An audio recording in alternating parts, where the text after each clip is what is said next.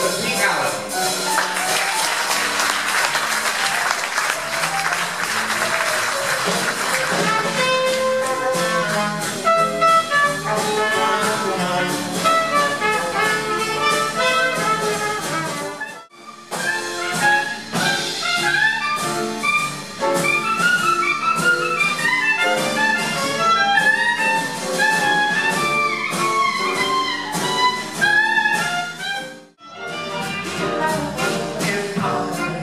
My life to live over, I will still do the same things again. I'd still like. As I roved out one evening fair by the verdant braes of Squee, I set my to a hawthorn tree to view the sun in the west country and the dew on the forest green.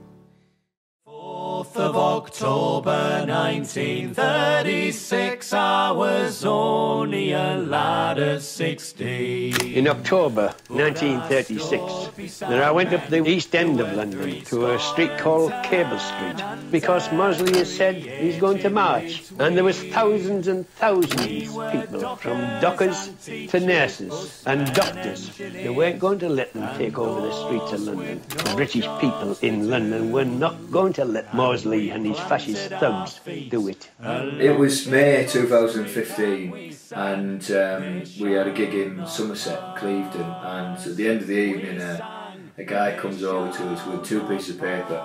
One of them was a picture, this picture, and he said, "This is my dad," and he handed me the other piece of paper and he said, "This is what he did."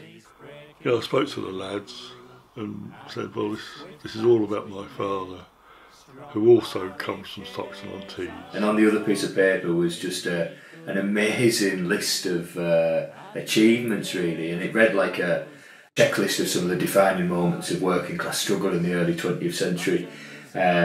He'd been at Cable Street, he'd been to the Spanish Civil War, he'd fought in the Second World War. As a teenager he'd walked to London 230 miles. His name was Johnny Longstaff. Duncan Longstaff, his son, had come along, introduced it to us and said, "I really hope you'd write a song about my dad if you can." And we've ended up writing 16 and put this whole show together about it. We're folk singers from Teesside, the northeast of England. We sing songs and we write songs about real people who do amazing, extraordinary things.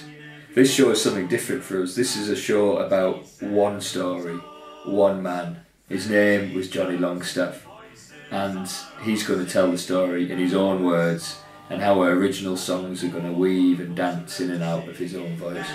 The sooner there will be peace beneath the branches of the lime and olive tree. From the moment in 1935 that we started to invite these young refugees, then we started to know the reason they were refugees was their mothers and fathers were in concentration camps at places like Dachau. And the world was saying we didn't know of these things. Of course they knew of these things. We knew in 1935 what was happening. As night fell on the channel and the wind sang on the sea, I thought about those young lads and the times they sang with me.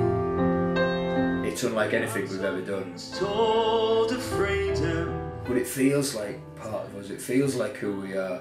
Even though Johnny's world is distant and in many ways impossible to relate to, there are so many parallels with things today. It gives us an immense sense of pride to be able to share it. The Ballad of Johnny Longstaff. My name is John Longstaff, Stockton-on-Tees, 1919. And as morning broke on the end, and the sun began to shine, I'll take this tiny picture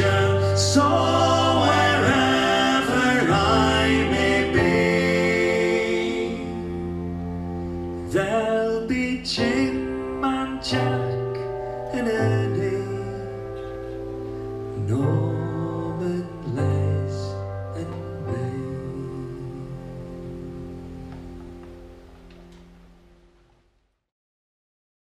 The fact that things are changing is bad. Then you're actually taking a position in a culture war, you know, and you're sort of starting one of your own. I'm not saying that at all. But some of the American identity wars have come here. They have you're an completely come academic. here. Is They've it really completely- true that a lot of students now, this will give you the final word on this, that they don't want to be exposed to opinions that trouble them or with which they don't agree? Yes, I think it is absolutely true. We're also getting a determination to rewrite the historical past. We're getting a shyness about any form of genuine national identity. And one of the things that I worry about most is without a clear notion of a national identity and a national story, there's no possibility of genuine democratic political action. Political action depends on the fact we all recognise certain things in common with each other. If we're to be divided into tribes, if we're to be divided into genders, if we're to be divided into races, then I'm afraid there's only one form of government that can hold the balance, and it is somebody who sits in a throne like you and exercises imperial authority, which you do so well. I'm beginning to want Thanks for being with us. Good to see you. Emollient as ever. Till the midnight hour, no one else around. I got to take you, girl, and hold you. Do all the things I showed you in the midnight hour. You gotta do it one more time. Midnight hour. Don't you tell me I love you. Take me to the river. Take me to the river. Wash me down. Won't you cleanse my soul, baby? Keep my feet on the ground. Yeah.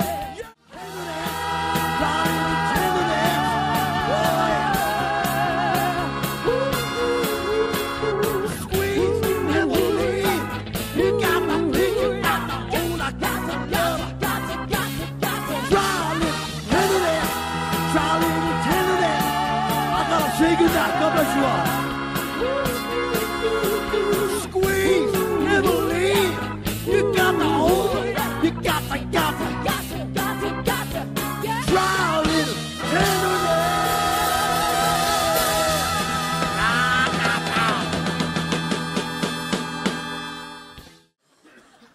I'm not suggesting for 1 second anybody remarries. I know for a fact I'll never get married again.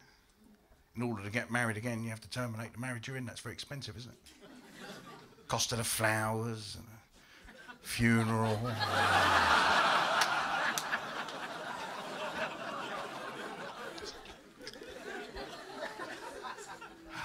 Having said that, looking back, I wish I'd married a girl called Iona. To my wife, Iona. Instead, Lisa.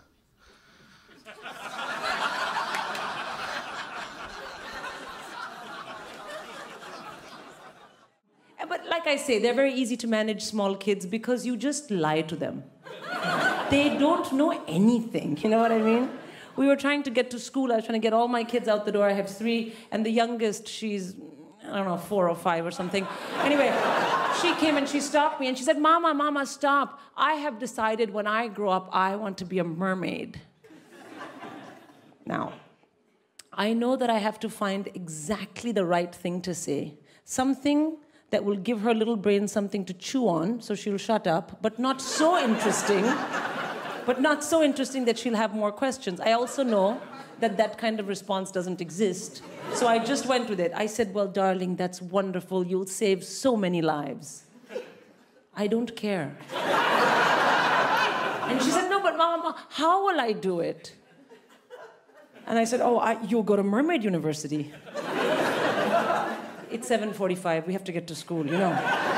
So she said, no, but Mama, where is that?